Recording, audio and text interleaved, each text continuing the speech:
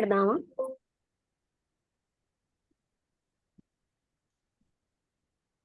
ఈరోజు మేడం రమణ సంభాషణములు కదా మేడం? రమణ భాషణములు. ప్రశ్న నంబర్ మేడం 156. Okay madam. ఓం శ్రీ సద్గురుభ్యో నమః. ఈరోజు 24వ తేదీ గురువారం, ఆగస్టు నెల 2023వ సంవత్సరం. రమణ భాషణములు అనే గ్రంథంలో 156వ ప్రశ్న శ్రీ లక్ష్మి మేడం గారు అంటే లోపల 162 అని ఉందండి. Okay madam. ప్రశ్న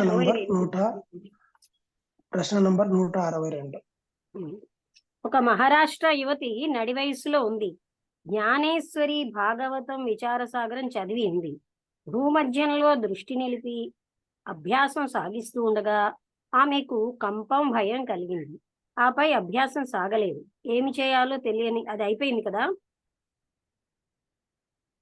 ద్రష్టను మరుగుననే ఉంటావు.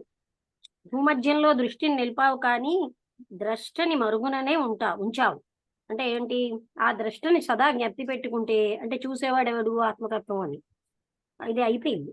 అయితే ఇప్పుడు 163. 70 ఏండ్ల అమెరికన్ వృద్ధుడు డాక్టర్ హెన్రీ హ్యాండ్ అడిగినాడు, అహంకరణం అంటే ఏమి? అది ఎక్కడో వెలుపలిది కాదు, నీలోనిదే. నీకు బాగా పరిచితమై ఉండవలనే. దాని నిర్వచనమేమి? ఆ నిర్వచనములు అహంకరణము నుంచే రావలే. అహమిక తన్ను తానే నిర్వచించుకోవలే అన్నాడు. ఆత్మ అంటేనో మహర్షి అహంకరణను కనుగొంటే ఆత్మ గోచరిస్తుంది. మహర్షి అంటే పృచ్ఛకుడు, అయితే ఆత్మ అహంకరణము రెండు ఒకటేనా? మహర్షి, అహంకరణ లేకుండా ఆత్మ ఉండగలదు, కానీ ఆత్మ లేకపోతే అహంకరణ నిలవదు అని. అవి సముద్రము బుడగ వంటివి. పృచ్ఛకుడు, ఇప్పుడు కొంత తెలుస్తున్నది. ఆత్మ అంటే ఏమి? ఆత్మ అహము ఒకటే. మరో అమెరికన్ తలుపులు రూపులను గురించి ప్రశ్నించాడు. తలుపుల మూలం కనుక్కో, ఆ పైన అవి కనబడవు. తలుపులు వాస్తవాలు కావచ్చు. పృచ్ఛకుడు,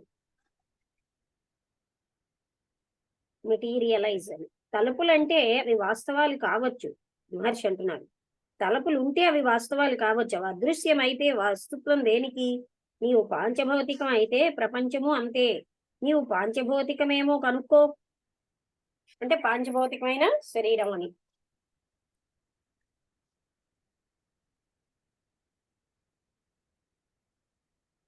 అన్నారు. పృచ్ఛకుడు, ఈశ్వర సృష్టికి నేనేమైనా ఉపకరిస్తానా అని అడిగాడు. సృష్టిలోని ఈశ్వరాంశకు నీ ఆత్మ భిన్నమేమో చూడు.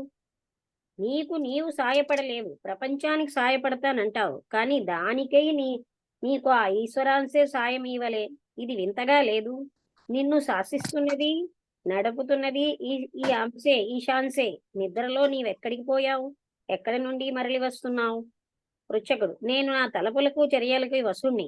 తలపులు చర్యలు ఒకటే మహర్షి అన్నాడు. పృచ్ఛకుడు, అతి భౌతిక శక్తులను ఇంద్రియముల చేత గ్రహింప వీలమున?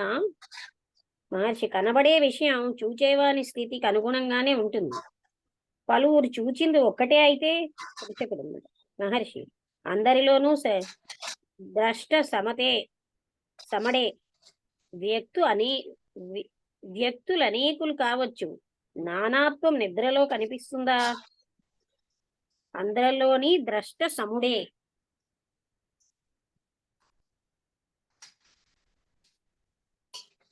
ఎన్నడో మరణించిన అబ్రహాం లింకన్ మేము చూచాము.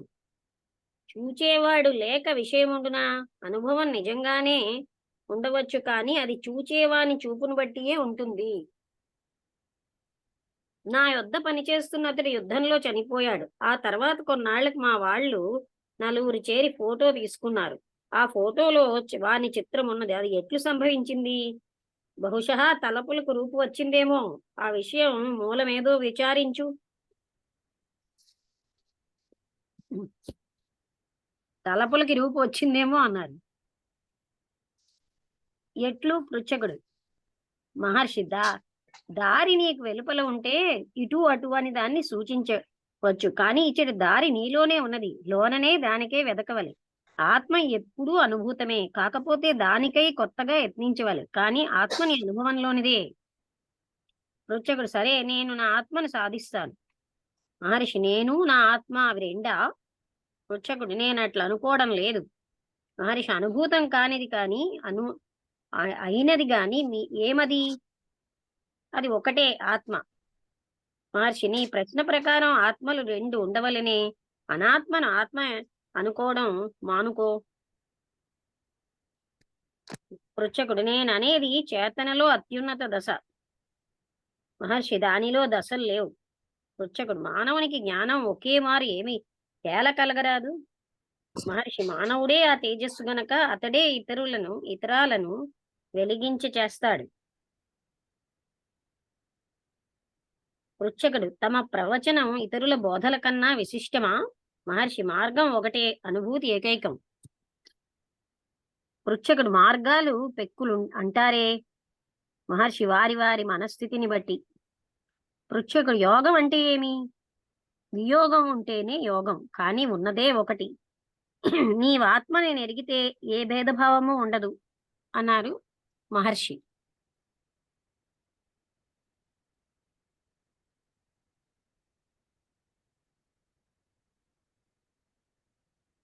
పృచ్ఛకుడు. గంగా స్నానం వల్ల ప్రయోజనం ఉందా?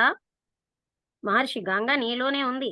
ఈ గంగ నిన్ను చలిలో వణికించదు, దానిలో మునుగు.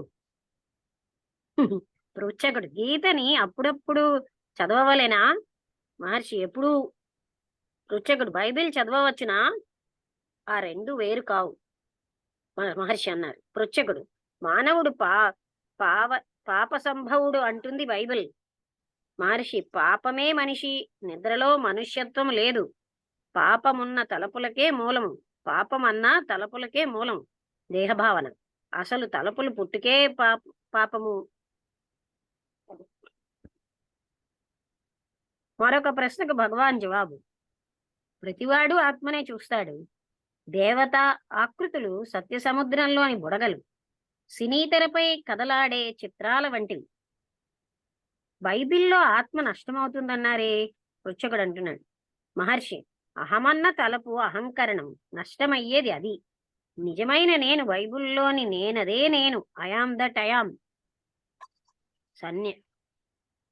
అందరి అరవిందుల బోధలకు అచటి మాత బోధలకు తేడా ఉన్నదా? మహర్షి. మొదటి స్వార్పణం చేయి, ఈ విరోధాల సమన్వయం ఆ పైన చూసుకోవచ్చు. పృచ్ఛకుడు. సన్యాసం అంటే ఏమి? అహంకార త్యాగం అన్నారు మహర్షి. స్వామ్యములను పోగొట్టుకోవటం కాదా? పృచ్ఛకుడు అడిగాడు. మహర్షి. తన్ను కూడా. పృచ్ఛకుడు. ప్రజలు తమ ధనాదులను పరులకే త్యాగం చేస్తే ప్రపంచం ఎంతో చక్కబడుతుంది. మొదట నిన్ను నీవు అర్పించుకో, మిగతా విషయాల తర్వాత అన్నారు మహర్షి.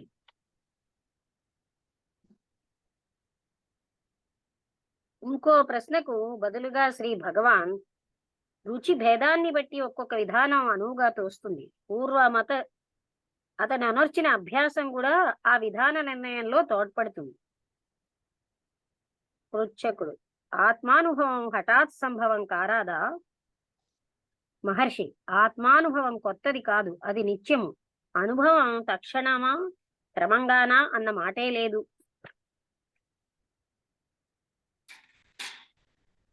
పృచ్ఛకుడు. పునర్జన్మలున్నవా?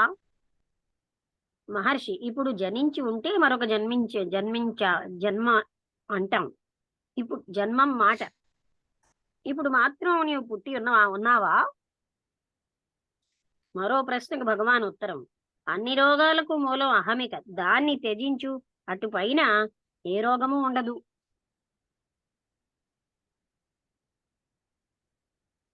ఇక్కడ కాపుదామా? ఈ ప్రశ్న అయ్యాక ఇంకోటి చదువుదామా? మరి ఇదంతా ఒకటే కదా, ఎందుకంటే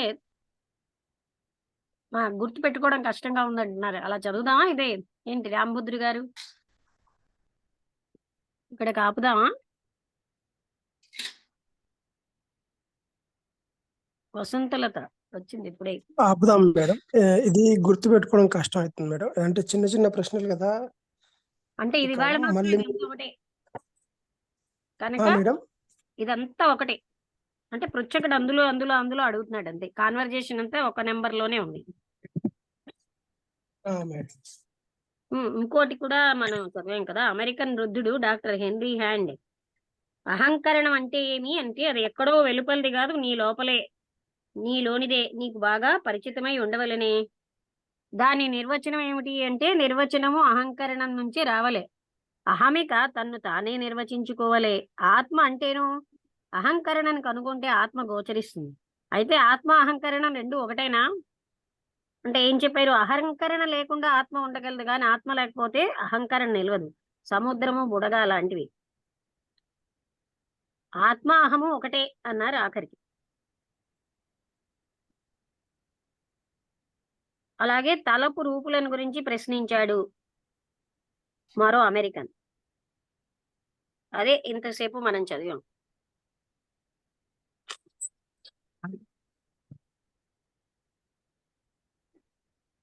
వసంతలత విన్నావా లేదా? వినలేదు లక్ష్మి. వినలేదా? కొంచెం ఇప్పుడు మీరు మాట్లాడుతుంటే ఆఖరి 2 క్వశ్చన్లు విన్నాను. రెండే క్వశ్చన్. ఇదో అయిపోయింది, ఒకటోది ఇప్పుడు చదివాను కదా. రెండోది ఏంటంటే తలపుల కోసం అలా ప్రశ్న జవాబు. తలపులు వాస్తవాలు కావచ్చు అన్నారు అని పృచ్ఛకుడు అడిగాడు. తలపుల మూలం కనుక్కో అంటే తలపులు వాస్తవాలు కావచ్చు అన్నాడు ఆయన. వాస్తవాలంటే మెటీరియలైజ్ అవ్వచ్చని. తలపులు ఉంటే అవి వాస్తవాలు కావచ్చు, అవి అదృశ్యమైతే వస్తుత్వం దేనికి? నీవు పాంచభౌతికం అయితే ప్రపంచము అంతే. నీవు పాంచభౌతికమేమో కనుక్కో అంటే నీవు దేహమేమో కనుక్కో అన్నారు. ఈశ్వర సృష్టికి నేనేమైనా ఉపకరిస్తానా అంటే దానికి బాగా చెప్పారు. సృష్టిలోని ఈశ్వరాంశకు నీ ఆత్మ భిన్నమేమో చూడు. నీవు సాయపడలేవు, ప్రపంచానికి సాయపడతానంటావు, కానీ దానికై నీకు ఆ ఈశ్వరాంశే సాయమివ్వలే. ఇది వింతగా లేదు? నిన్ను శాసిస్తున్నది, నడుపుతున్నది ఈశా అంశే. నిద్రలో నీవెక్కడికి పోయావు? ఎక్కడి నుండి మరలి వస్తున్నావు? నేను నా తలపులకు చర్యలకి వశుణ్ణి. తలపులు చర్యలు ఒకటే అన్నారు మహర్షి. అధిభౌతిక శక్తులు ఇంద్రియముల చేత గ్రహించ వీలవునా? కనబడే విషయం చూచేవాని స్థితికి అనుగుణంగానే ఉంటుంది. ఎంతో మంది చూసింది ఒకటే అయితే అందరిలోనూ ద్రష్ట సముడే. వ్యక్తులు అనేకులు కావచ్చు, నానాత్వం నిద్రలో కనిపిస్తుందా? ఎన్నడో మరణించిన అబ్రహాం లింకన్ మేము చూచాం. చూచేవాడు లేక విషయం ఉండునా? అనుభవం నిజంగానే ఉండవచ్చు, కానీ అది చూచేవాని చూపును బట్టియే ఉంటుంది. నా యుద్ధ పనిచేస్తున్న అతడు యుద్ధంలో చనిపోయాడు. తర్వాత కొన్నాళ్లకు మా వాళ్ళు పలువురు చేరి ఫోటో తీసుకున్నారు. ఆ ఫోటోలో వాని చిత్రం ఉన్నది. అది ఎట్లు సంభవించింది? బహుశా తలపులకు రూపు వచ్చిందేమో. ఆ విషయం మూలమేదో విచారించు. ఎట్లు? దారి నీకు వెలుపల ఉంటే ఇటు ఇటు అని దాన్ని సూచించవచ్చు, కానీ ఇచ్చటి దారి నీలోనే ఉన్నది, లోననే దానికే వెతకవలే. ఆత్మ ఎప్పుడూ అనుభూతమే, కాకపోతే దానికై కొత్తగా యత్నించవలే. కానీ ఆత్మని అనుభవంలోనిదే. సరే, నేను పృచ్ఛకుడు అంటున్నాడు, నా ఆత్మను సాధిస్తాను. నేను నా ఆత్మ అని అవి రెండా అన్నారు మహర్షి. అనుభూతం కానిది కానీ అయినది కాని ఏమది? నీ ప్రశ్న ప్రకారం ఆత్మలు రెండు ఉండవలనే. అనాత్మని ఆత్మ అనుకోవడం మానుకో. నేననేది చేతనలో అత్యున్నత దశ అన్నారు పృచ్ఛకుడు. మహర్షి, దానిలో దశలు లేవు. పృచ్ఛకుడు, మానవునికి జ్ఞానం ఒకే మారు ఎలా కలగరాదు? మానవుడే ఆ తేజస్సు గనక అతడే ఇతరాలను వెలిగింప చేస్తాడు. పృచ్ఛకుడు, తమ ప్రవచనం ఇతరుల బోధల కన్నా విశిష్టమా? మార్గం ఒకటే, అనుభూతి ఏకైకం. మార్గాలు పెక్కులు అంటారే, వారి వారి మనస్థితిని బట్టి అన్నారు మహర్షి. యోగం అంటే ఏమి? పృచ్ఛకుడు, వియోగం ఉంటేనే యోగం. కానీ ఉన్నదే ఒకటి. నీవు ఆత్మరెరిగితే నీ ఏ భేదభావము ఉండదు. గంగా స్నానం వల్ల ప్రయోజనం ఉందా? గంగ నీలోనే ఉంది. ఆ గంగ నిన్ను చలిలో వణికించదు. దానిలో మునుగు. పృచ్ఛకుడు గీతను అప్పుడప్పుడు చదవవలెనా? ఎప్పుడు అంటే ఎప్పుడు చదవాలి. బైబిల్ చదవవచ్చునా? ఆ రెండు వేరు కావు. మానవుడు పాప సంభవుడు అంటుంది బైబిల్. పాపమే మనిషి, నిద్రలో మనుష్యత్వం లేదు. పాపమన్న తలపులకే మూలము దేహభావన. అసలు తలపులు పుట్టుకే పాపము. మరొక ప్రశ్నకి భగవాన్ జవాబు: ప్రతివాడు ఆత్మనే చూస్తాడు. దేవతా ఆకృతులు సత్య సముద్రంలోని బుడగలు, సినీ తెరపై కదలాడే చిత్రాలు వంటివి. బైబిల్లో ఆత్మ నష్టమవుతుందన్నారే. అహమన్న తలపు, అహంకరణం నష్టమయ్యేది అది. నిజమైన నేను బైబిల్లోని ఐఆమ్ దట్ ఐఆమ్, నేనదే నేను. అరవిందుల బోధనలు అచటి మాత బోధనలు తేడా ఉందా? మొదటి స్వార్పణం చెయ్యి, ఈ విరోధాల సమన్వయం ఆ పైన చూచుకోవచ్చు. సన్యాసం అంటే ఏమి? అహంకార త్యాగం. స్వామ్యములను పోగొట్టుకోవటం కాదా? తన్ను కూడా పోగొట్టుకోవాలి. ప్రజలకు తమ ధనాదులను పరులకై త్యాగం చేస్తే ప్రపంచం ఎంతో చక్కబడుతుంది. ఒకటే నిన్ను నీవు అర్పించుకో, మిగతా విషయాలు తర్వాత. ఇంకో ప్రశ్నకు బదులుగా శ్రీ భగవాన్ ఏమన్నారంటే, రుచి భేదాన్ని బట్టి ఒక్కొక్క విధానం అనువుగా తోస్తుంది. అతడు అన్నొచ్చిన అభ్యాసం కూడా ఆ విధాన నిర్ణయంలో తోడ్పడుతుంది. ఆత్మానుభవం హఠాత్ సంభవం కారాదా? ఆత్మానుభవం కొత్తది కాదు, అది నిత్యము అనుభవము, తక్షణము, క్రమంగాను అన్న మాటే లేదు. పునర్జన్మలు ఉన్నవా? ఇప్పుడు జనించి ఉంటే మరొక జన్మం అంటారు మాట. ఇప్పుడు మాత్రం నీవు పుట్టి ఉన్నావా? మరో ప్రశ్నకు భగవాన్ ఉత్తరం: ఇన్ని రోగాలకు మూలం అహమిష్ట, దాన్ని త్యజించు, అటుపైన నీ ఏ రోగము ఉండదు. అందరూ త్యాగులైతే ప్రపంచం సాగేదేలాగా? రైతు పొలం దున్నడు, మరి పంట ఎట్లు? మొదట ఆత్మ సిద్ధించని ఆ పైన ఆలోచిద్దు గాని. వాంగ్ మనః క్రియల కన్నా ఆత్మానుభవం ఇచ్చే సహాయం ఎన్నో రెట్లు ఎక్కువ. నీ యథార్థ్యం నీ వెరిగితే ఋషుల గురువుల యాథార్థ్యం బోధపడుతుంది. నిజమైన గురువు ఒక్కరే, అదే ఆత్మ. గురువులు శ్రద్ధను మౌనాన్ని విధిస్తారెందుకు? మౌనమంటే ఆగని వాక్పటిమ. శ్రద్ధ అంటే ఏమి? మనోవిక్షేపం లేనిది. ఇదంతా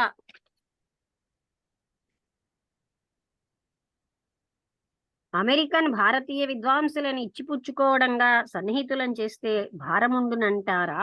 ఇదేంటి, ఇందాకలు చదివింది కాదా ఏంటి?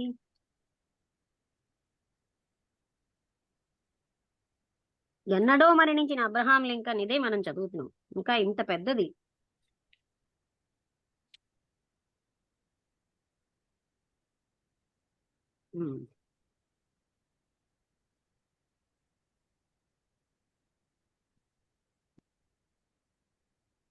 అమెరికన్ భారతీయ విద్వాంసులకు ఇచ్చిపుచ్చుకోవడంగా సన్నిహితులను చేస్తే లాభం ఉండునంటారా? అమెరికను భారతీయ విద్వాంసులను అట్వి వాని అంతట అవే జరిగే విదేశాల ధ్యేయాలను విధించే శక్తి ఒకటి ఉన్నది. సత్యానికి దూరం అయితేనే ఇట్టి ప్రశ్నలు. నీవు గాని, అమెరికా గాని, ఇండియా గాని ఇవేవైనా విన్నవా? శ్రీరామకృష్ణులు వివేకానందుని తీర్చిదిద్దారు. దానికి శక్తి తోడయింది. అందరిలోని శక్తి ఒకటే అన్నారు మహర్షి. పృచ్ఛకుడు: ఆ శక్తి స్వభావమేమి? ఆ శక్తి అయస్కాంతం వంటిది. అది నీలో ఉన్నది, వెలుపల కాదు. రామకృష్ణులు వివేకానందంతో ఉండినారు. వివేకానందుని దేహమాత్రం అనుకుంటే రామకృష్ణులు దేహమాత్రులే, కానీ వారు దేహమాత్రులు గారు. రామకృష్ణులే వాని ఆంతర్యంలో లేకుంటే వివేకానందులు సమాధి నిష్ఠులయ్యేవారే కాదు. తేలు కాటు వేస్తే నొప్పి ఎందుకు కలుగుతుంది? దేహము జగత్తు అని తోచడానికి కారణమేమి? మహర్షి అడిగారు. దేహము జగత్తు అని తోచడానికి కారణమేమి? అది విశ్వచేతనలోని అంశాలు. ఆ చేతననే నీవన్న మనస్సులో పెనగని వ్యక్తికి దాని నెరగవలనంటే వానినే ఆత్మను కనుగొని. పృచ్ఛకుడు: అగ్ని ద్రావకం త్రాగడం, విషం మెంగటం, నిప్పులపై నడక ఇలాంటి యోగ మహిమలు ఏదైనా శక్తి స్పందన వల్ల కలిగేవా? మహర్షి: ఆ మాటను స్థూలదేహం అడగని. నీవా దేహం కావు. నీవే కాని దాని జోలికెందుకు నీకెందుకు?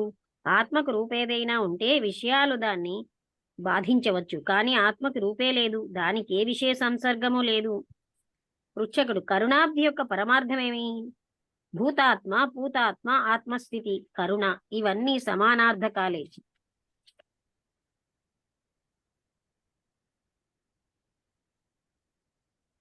ఇది చాలా ఉద్దీపకమైన సంవాదం. ఇక్కడ కాపిద్దాం.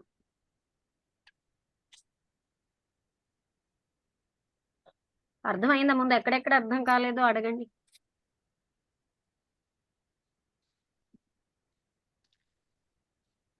ఎక్కడ ఎవరికి ఏమి అర్థం కాకపోయినా ముందు అది వాళ్ళు బాగా అర్థం అవుతే తర్వాత మీకు ఏం అర్థమైందో మీరు చెప్పొచ్చు. సక్రమంగా కాకపోయినా అర్థమైన విషయం.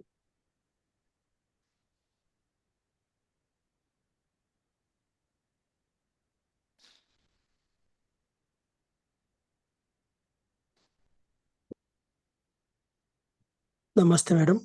నమస్తే అండి. అంటే అదే మేడం, అర్థం కానిది అంటే మ్యాక్సిమం అన్నీ మనం రోజు చర్చ చేసే విషయాలే కాబట్టి కొంచెం అర్థమైనట్టే అనిపిస్తుంది మేడం. ఎందుకంటే దేనికైనా ఆత్మ మూలము. ఇప్పుడు ఆలోచనల మూలాన్ని కనుక్కోమని చెప్పేది మహర్షి గారు చెప్తా ఉన్నారు. ఆలోచనల మూలానికి వెళ్తే అసలైన ఆత్మ దొరుకుతుంది అని చెప్పేసి, ఆత్మ కానిది ఏది లేదని చెప్పేసి చెప్తా ఉన్నారు. అంటే ఇప్పుడు ఆత్మ ఆత్మ అంటే ఇప్పుడు జన్మ గురించి అడిగినప్పుడు కూడా అదే అలాగే చెప్పారు. ఈ జన్మలు ఉన్నాయంటే అసలు నువ్వు జన్మించావా అని అడుగుతున్నారు. అంటే జన్మించావా అని అంటే ఇప్పుడు ఏమవుతుందంటే ఆత్మ యొక్క స్థితి తిరుగుతూనే ఉంటుంది కదా. నువ్వు జన్మించినావు అని నువ్వు అంటే అజ్ఞానంలో ఉన్నప్పుడు జన్మించినాననే ఒక స్థితి వస్తుంది. జ్ఞానంలో ఉన్నప్పుడు ఆత్మ యొక్క ఏ స్థితి ఉంటుంది కాబట్టి అక్కడ జన్మ అనేది లేదు అనేది ఒక స్థితిలాగా చెప్పినట్టు అనిపిస్తుంది మేడం. ఇంకా చాలా విషయాల్లో అంటే నీవు జన్మించావా అంటే ఆత్మకి జన్మ లేదు కదా. ఆత్మకు జన్మ లేదు. అది అది అది జన్మించింది వాస్తవమే శరీరం. కదా. నేను శరీరాన్ని అనుకుంటే నేను జన్మించాను అనుకుంటున్నాను. ఏమంటారు? అవును మేడం. అందుకని అవును మేడం. మరణించడానికి అలాగే నువ్వు జన్మించేవా అని అడిగారు. అవును మేడం.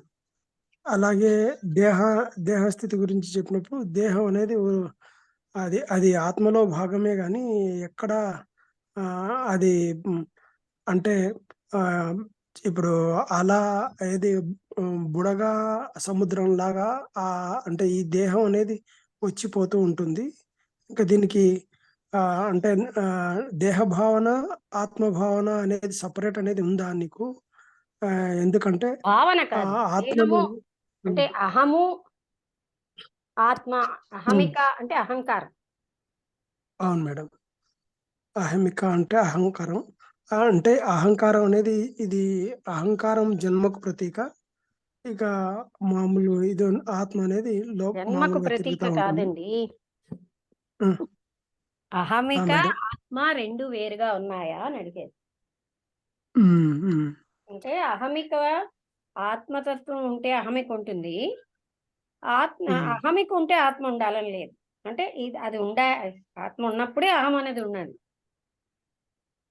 అవును మేడం. అలాగా ఇంకంటే అదే సంభాషణ అంతా అలాగా జరుగుతుంది. ఇంకా అంటే ప్రతి ఏమైనా దానికి మాట్లాడతారా? చెప్పండి, ఇంకా ఏమైనా జ్ఞాపకం వచ్చాయి?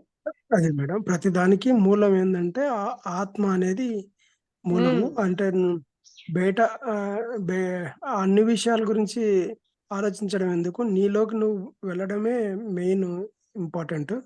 ఇప్పుడు గంగా అనేది గురించి చెప్పినప్పుడు గంగా అనేది నీలోనే ఉంది, దాంట్లో మునిగినప్పుడే నీకు ఇది తెలుస్తుంది. ఆ గంగ చలికి కారణం అవుతుంది, ఈ గంగ అట్లా చలికి కారణం కాదు. ఈ గంగ అంటే ఆత్మ గంగ అని చెప్పడం జరిగింది. ఇలాగనే అన్ని విషయాల్లో ఒక అంటే ఒక స్పష్టమైన జవాబు అయితే మనకు దొరుకుతా ఉంది మేడం. ఆ స్పష్టమైన జవాబు ఏంటి అంటే నీలోకి నువ్వు వెళ్ళి శోధించాల్సిన స్థితే గాని బయట చూడాల్సిన పరిస్థితి కాదు. బయటికి ఎన్నో ఇప్పుడు దానం గురించి చెప్పినప్పుడు కూడా దానం అనేది దాని గురించి కూడా ముందు నీకై నువ్వు సమర్పణ చేసుకో, ఆ తర్వాత నీకున్నది సమర్పణ చేసుకుందువు, ముందు నీకు నువ్వు ఇది చేసుకో అని చెప్పేసి చెప్పారు. అది అలాగ ప్రతి ఒక్క దానికి అంటే ఆ మనం మనం గమనించేదంతా అక్కడి నుంచి, అంటే మూల చైతన్యం నుంచే మనం చేసే ప్రతి ఒక్క చర్య అక్కడి నుంచే జరుగుతుంది. కాబట్టి మనం ప్రత్యేకంగా ఇది లేము. ఆత్మతోటి ప్రతిరోజు ఆత్మతోటే, ప్రతి క్షణం ఆత్మతోటే ఉన్నాము. కాకపోతే దాన్ని గుర్తించడం మనకు ఇది కావట్లేదు. కాబట్టి ఆ ఆ గుర్తించడానికి ప్రయత్నం చేస్తేనే ఇదవుతుంది. గుర్తించిన తర్వాత ఇంకా ఏముండదు అవన్నీ. ఆ అని అంటే ఇప్పుడు రైతు గురించి చెప్పినప్పుడు కూడా రైతు ఏందంటే రైతుకు అందరికీ ఆత్మ విజ్ఞానం వస్తే ఎవరు పని చేసేదంటే ముందు ఆత్మ విజ్ఞానాన్ని సంపాదించుకో, తర్వాత దాని గురించి ఆలోచిస్తూ అని చెప్తున్నారు. అంటే ఆత్మ యొక్క స్థితి సంపాదించుకోవడమే ముఖ్యము అనేది చెప్తా ఉన్నారు. అది అలాగా అర్థమైంది మేడం ఈరోజు. ఓకే, మిగతా వాళ్ళకి ఏమైనా డౌట్స్ ఉంటే అడగండి.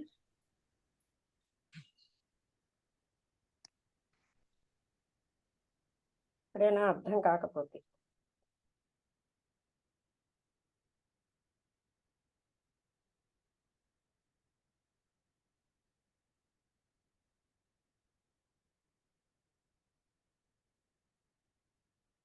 ఇంకా ఏం అర్థమైందైనా చెప్తారా ఎవరైనా?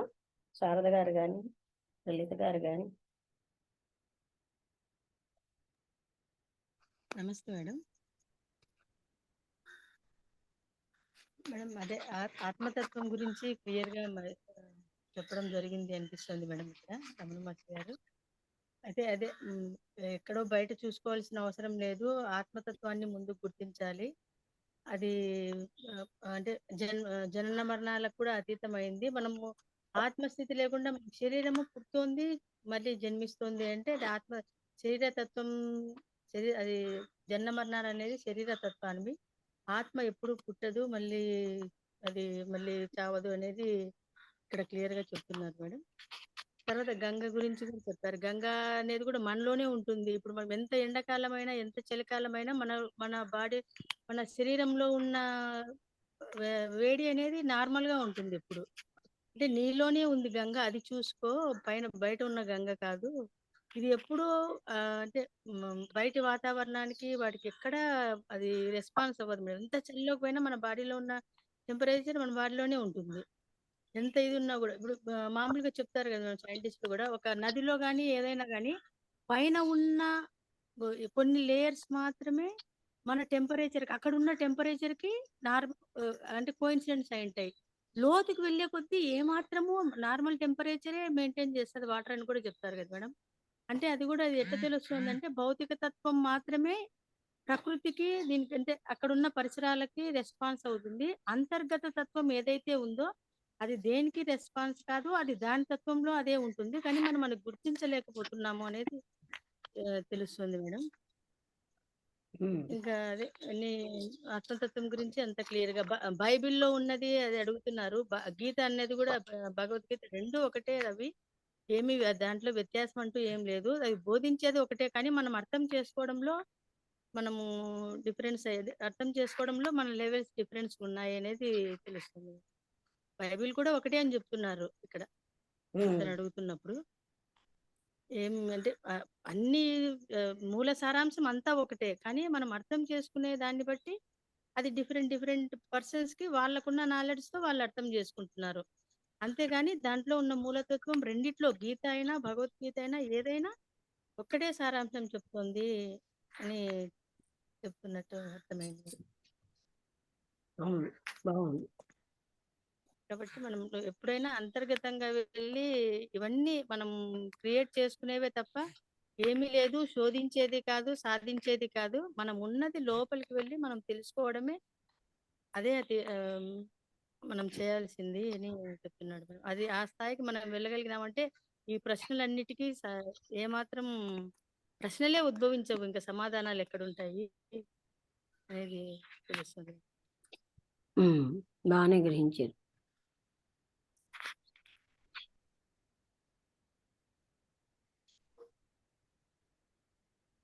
ఇది ఇంకో ఇక్కడ ప్రశ్న. అరవిందులు మాత రామకృష్ణ పరమహంస వివేకానంద గురించి కూడా ప్రశ్నించినప్పుడు ఆయన అవన్నీ ఎందుకులే నీకు ముందు నీకు హలో చెప్పండి. నీకు ముందు నీ ఇది నువ్వు చూసుకో, బయటకి ద్వారాలు అన్ని పక్కల ఉండవు, లోపలికి వెళ్ళడానికి ఒకటే ద్వారం, ఆ ద్వారం గుండా లోపలికి వెళ్ళు అని స్వామి చెప్పారు.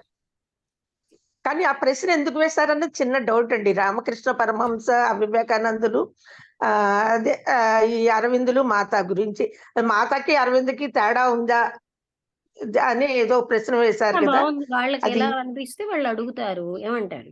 ప్రశ్న ఎందుకు వేస్తారు, జవాబు మనకి ముఖ్యం. అంటే అదే మామూలుగా అంటే దాని గురించి మామూలుగా ఆయన మళ్ళీ ఏం చెప్పలే వాళ్ళిద్దరి గురించి ఎక్కువేమి. వాళ్ళు వేరా అని అడిగారు కదా, వాళ్ళ లోపల ఉన్నది ఒకటే కదా అని చెప్తున్నారు కదండి. అదే ఎందుకు నువ్వు అసలు నీ ఆత్మతత్వాన్ని తెలుసుకుంటే అప్పుడు నీకు ఇవన్నిటికీ సమాధానాలు వస్తాయని చెప్తున్నారు. అంటే అలాగే వివేకానందుడు అందరిలోనూ శక్తి ఒకటే అన్నారు మహర్షి. రామకృష్ణ పరమహంసలో వివేకానందుల్లో ఉన్నది ఒక్కటే.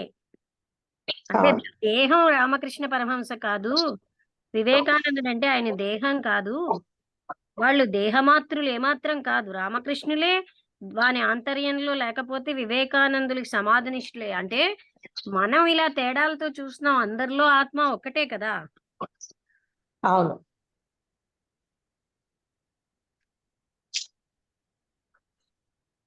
అదే ఏమంటారంటే అగ్ని ద్రావకం త్రాగటం, విషం మింగటం ఇలాంటి వాటి మీద అడిగితే ఆ మాటని స్థూల దేహం అడగని, నీవా దేహం కావు, నీవు కాని దాని జోలి నీకెందుకు, ఆత్మకు రూపేదైనా ఉంటే విషయాలు దాన్ని బాధించవచ్చు, కానీ ఆత్మకు రూపే లేదు, దానికి ఏ విషయము సంసర్గము లేదు.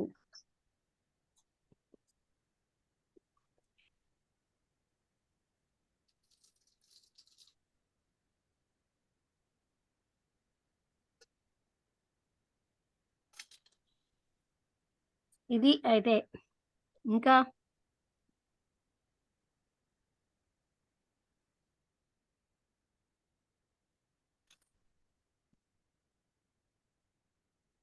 నేను నా ఆత్మను సాధిస్తానంటే నేను నా ఆత్మ అవి రెండా అని అడిగారు.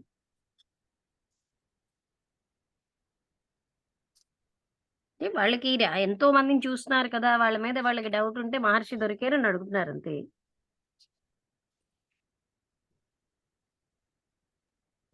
ఓకేనండి. ఇంకెవరైనా?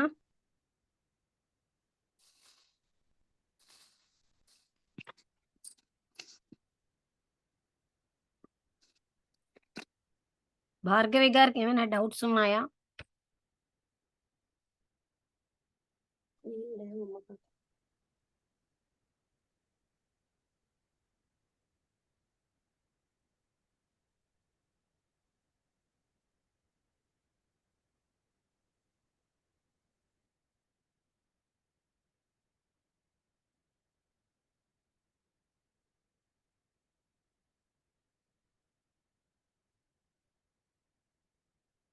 అందరూ త్యాగులైతే ప్రపంచం సాగేదేలాగా అన్నారు.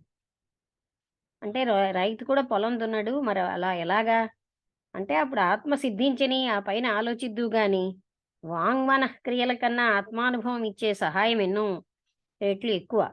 నీ యాథార్థ్యం నీ వెరిగితే ఋషులు గురువుల యాథార్థ్యం బోధపడుతుంది. నిజమైన గురువు ఒక్కరే, అదే ఆత్మ.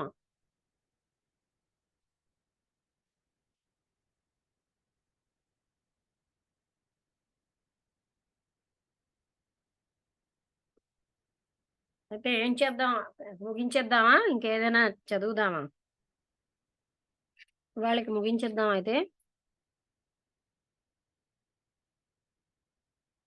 అరవిందుల బోధనలకు అతడి మాత బోధనలకు తేడా ఉందా అంటే మొదట స్వార్పణం చేయి, ఈ విరోధాల సమన్వయం ఆ పైన చూసుకోవచ్చు. సన్యాసం అంటే అహంకార త్యాగమే సన్యాసం అన్నారు.